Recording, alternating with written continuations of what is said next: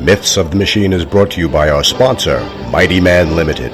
Be a master of the universe when you wear Mighty Man Limited athletic and sportswear, custom-designed athletic compression gear for male and female athletes, compression shirts, sports bras, yoga pants, hoodies, and more. Available only at mightyman.logosoftware.com. Be mighty.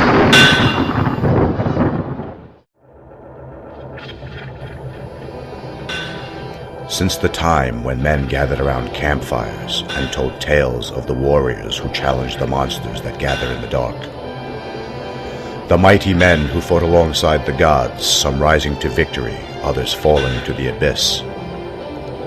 These are the heroes who became the myths of the Machine.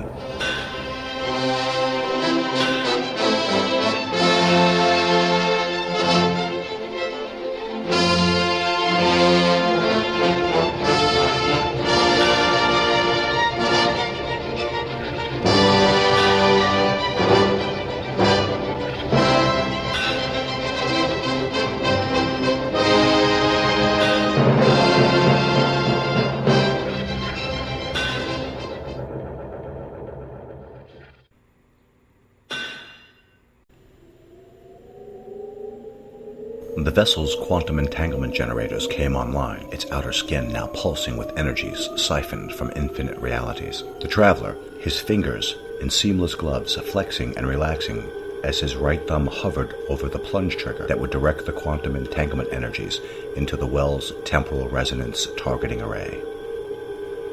Once engaged, artificially generated electrogravimetric containment fields would unlock, releasing their payload, a microscopic fragment culled from the singularity at the core of the supermassive black hole located in the Centaurus A galaxy. Once unshackled, the microfragment would drop into the well's temporal targeting array of oscillating dimension-breaching lasers, ever spinning in their intricate pattern of reality-unlocking spirals. The vessel and its occupant, protected from the matter-rending effects of being dragged through space-time while tethered to the super-dense remnant of a collapsed ancient galaxy, now the primary fuel powering time travel in this year of 2865, would appear, to any casual observer, to simply blink out of existence as it fell through the fabric of gravity-containing reality of now. The Science Council refused to approve or even entertain a fifth attempt to alter the time continuum and prevent a series of events that would result in mankind's second Dark Age, a 200-year period where the great civilizations had collapsed, struggling for nearly 20 decades before reclaiming sanity and civilization. The 4 prior chrononaut interventions were successful, as all 4 subjects did breach the time barrier, surviving the rigors of temporal displacement. Unfortunately, none of the 4 were successfully inserted within the proper time frame to alter the traveler's observable timeline. Temporal probes and recovered archaeological evidence proved the genetically engineered subjects hurled backward in time had indeed influenced their respective eras, but none of them, and surprisingly so, were influential in apparently any way to prevent the toppling of the societal dominoes which led to the great collapse of 2041. The traveler's lips tightened, one corner of his mouth rising to the humor inherent in the notion of the Science Council resigning itself to accepting fate, where nearly 5 billion human souls were extinguished in the middle of the 21st century. That was no fate he could idly accept, not while his own engineered mind and artificially enhanced intellect had 29th century technology at his disposal that could alter so-called fate. The launching bay was illuminated with the crackling energies as reality's boundaries pulsed and seemingly dissolved around the gem-shaped time vessel. The traveler became aware of his helmet's comlink activating less than a second before the familiar voice vibrated down his ear canal. The Science Council has not sanctioned this activity. The traveler sat silently, his thumb still but a mere distance from the yoke trigger, his focus now the heads-up display in his helmet's visor. The traveler could see the armored security squad chief and his emergency reaction team taking positions along the launch bay's inner walls, carefully maintaining a distance from the pulsing ripples in reality in which his vessel was the locus. Faces, all identical to his own, stared at the traveler from behind raised, phased energy rifles. Power down your gigs and disengage the WTRTA. Exit the vessel. The Science Council wants to see you. Now. The traveler remained silent, now both corners of his mouth raised into what was unmistakably a smile, an almost awkward-looking expression on a face designed for emotionless stoicism at all times. The Council is wrong. The traveler's bass voice trembled into the gathered security squad's headsets. While his face remained emotionless, the The squad chief's head moved ever so slightly, as if impacted by the traveler's words. Your rank, Lord Commander, might afford you certain privilege. Even this unsanctioned test of this now forbidden machinery might be overlooked in lieu of your unique record of achievement. But heresy will not be excused. The Council is wrong, the traveler repeated a second time. It is immoral to have power to effect change and do nothing, while a world, our world, where billions die screaming and humanity hangs over the precipice of extinction for hundreds of years. Under his own helmet, the security chief's own brow furrowed, as the traveler's words were transmitted into his own comm unit. None of it made sense to him, as the events the traveler referred to took place almost a millennia ago, and their current world, their society, could not be more stable and secure, with its collection chosen from the last surviving 27 human genetic bloodlines to withstand the centuries of conflict and tribulation. Each variant had its role in the machine-smooth society, none over-exceeding nor underperforming its design and pre-programmed function. The traveler, once immune to the homogenized nature of his sterile society, now felt only sadness when realizing the lost potential of a society of beings designed to exceed the limitations of the unenhanced creator scientists who engineered his race from their own most fit survivors. Another voice piped into the helmet speakers. It was the unmistakable choral harmonic of the Science Council Collective. Lord Commander Darmakada, you have violated pre-coded rank directive and have acted contrary to the Science Council's edict on temporal cohesion and intervention. The fate of the progenitor race of Homo sapiens sapiens is manifest and unalterable. Their chaos, their entropy, consume them as entropy consumes all order. The Council recognizes your great achievements that benefit our collective, but your commitment to altering what was and what must be has borne no fruit on prior attempts. You well know the Council has determined said attempts as likely expedited the Great Collapse rather than prevent them or even alter the events of so long ago. The universe has decreed it. The Science Council affirms it so. We order you to stand down. The Science Council's own words damned them, while at the same time affirmed his decision to alter the unalterable. The traveler's left thumb shifted position on the yoke, sliding upward, and the power flux indicator levels increased to the necessary output for the journey into the space between space-time. The traveler spoke again. Let the archive records indicate that I do hereby deny the Science Council's request. Let the archive record also show that I stand by my triumvirate writ of petition from so many years ago, and that I still do not recognize the Council's vote to award itself power over the equal powers of the triumvirate co-councils. As Lord Commander of the Council of Swords, I charge the Science Council is out of order. The Council's harmonic buzzed like an angry swarm of Martian locusts, their cybernetically enhanced hive mind clearly exhibiting the emotion of annoyance, which it would insist itself incapable of experiencing, let alone projecting outwardly. The subtle display of an otherwise unprogrammed emotion, like anger and annoyance, confirmed what the traveler had suspected for too long. The Science Council was somehow corrupted and no longer functioning as conceptualized or crafted. Something was drastically awry. The traveler's own commitment to his one-man rebellion was as much an indicator to the disorder that infected the Science Council with an outraged ego. The angry digital buzzing ceased, and the Council's harmonic chimed again. The Science Council is invoking the Social Anomaly Protocols of 2857. Darmakada, Lord Commander of the Council of Swords, Archon and Defender of the Realm, you have been found guilty by the Science Council of heresy.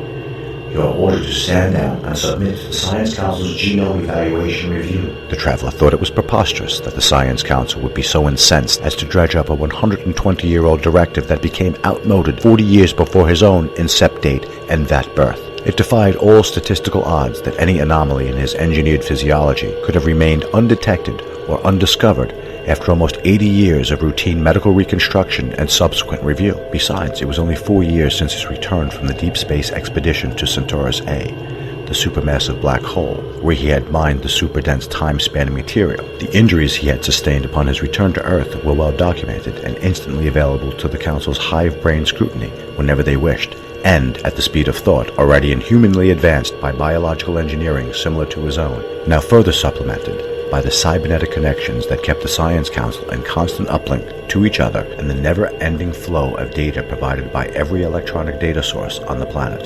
There were no secrets from the always connected Science Council. But the traveler had had a secret. Several, actually. The experience is not recorded by the microscopic data nodes that were embedded in his sensory system. Almost every minute of his 78 years was tracked, recorded, and uploaded into the data core that was constantly monitored by the Science Council's ever-expanding mnemonic algorithm and its never-ending search for entropic elements. almost every moment of his long life shared with unseen electronic guardians, except for the 13 hours and 13 minutes of time he had spent broken and battered on an island in what people once called the Pacific Ocean. 13 hours and 13 minutes of unsupervised existence that he had not shared with any other person or documented in any manner, nor would he, not at least until he could find rational explanation for it himself. Until that time, though, he would keep his own counsel. Again, the Science Council commanded the Lord Commander to stand down.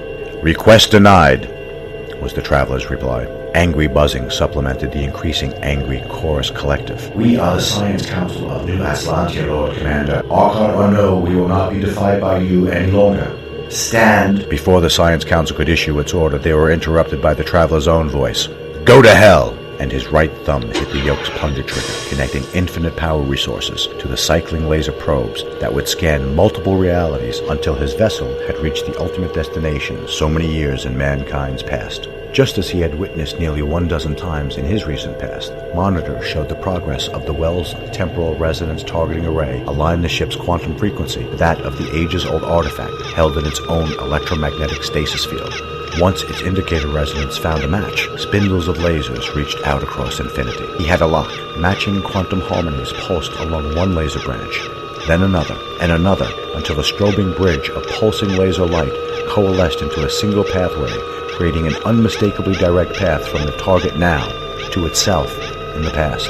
As the quantum entanglement factor increased to maximum, the electrogravimetric locks that held the micromolecule of condensed space, time, and matter disengaged, allowing the singularity mode to fall, then flow along a predetermined river of charged electrons, dragging all local space, time, and matter along with it down a wormhole in reality. Crackling blue energy expanded exactly to the barricade cordon that encircled the vessel, its pulsing skin now alive with the lightning-like power of creation. The orb of energies charged to a brilliant white light, brighter than the sun. Inside the white ball of light, a smaller area of pure black and lightless void appeared momentarily, and the vessel, its occupant, and the brilliant display of light were gone. Donakada, Lord Commander of the Realm, Archon of Atlantia, ceased to exist in the year 2865, his gem-shaped vessel now being dragged through space-time. The traveler became aware he was no longer aware of his own sensation of the passing of time. Traveling tethered, a piece of superdense singularity would require the immaterial phase state similar to that of the non-directed quantum minutiae that constantly bombarded all matter with no discernible effects to either particle or matter.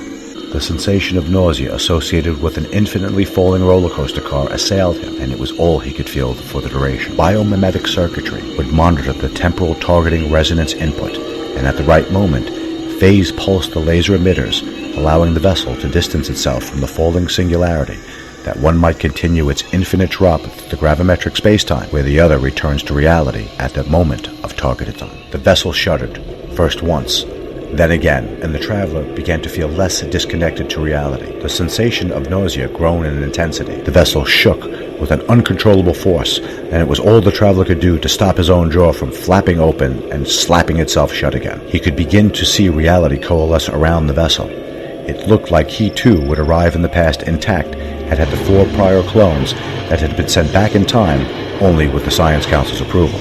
As quickly as his vessel burst out of his own reality of 2865, it appeared, as suddenly, in the time period he had targeted. Microsensors embedded in his vessel's outer skin provided him an instant heads-up display of his destination. The city of New York was directly below his time-traveling ship. Before he could celebrate the success of his achievement, alarms inside his vessel and helmet audio trumpets screeched a warning. The proximity sensors sent warning alerts to the traveler's heads-up screen with only moments left for him to turn and see the nose cone of what he knew was an ancient airship used by the progenitor race that they once called aeroplanes. He had time to recollect as he mentally directed his hands to take evasive maneuvers out of the aeroplane's path, but he was too late. There was no avoiding the aerial collision.